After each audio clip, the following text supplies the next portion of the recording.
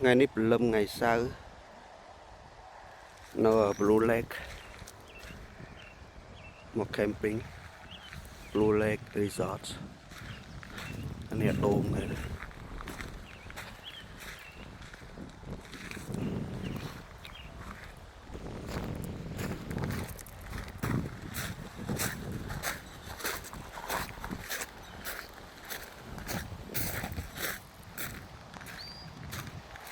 một nôm luôn nôm mò sốt mà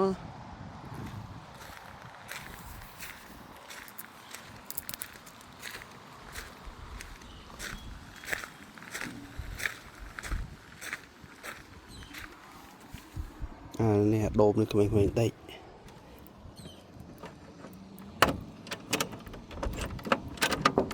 hey you guys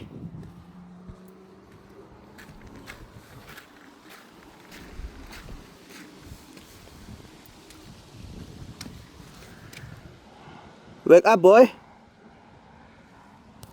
của mình nộp đây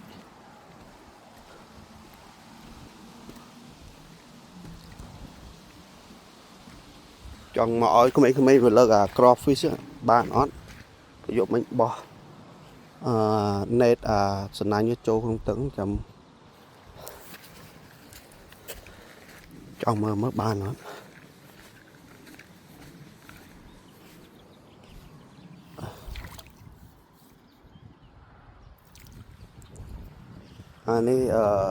ទឹកសាបលេខវាទឹកសាប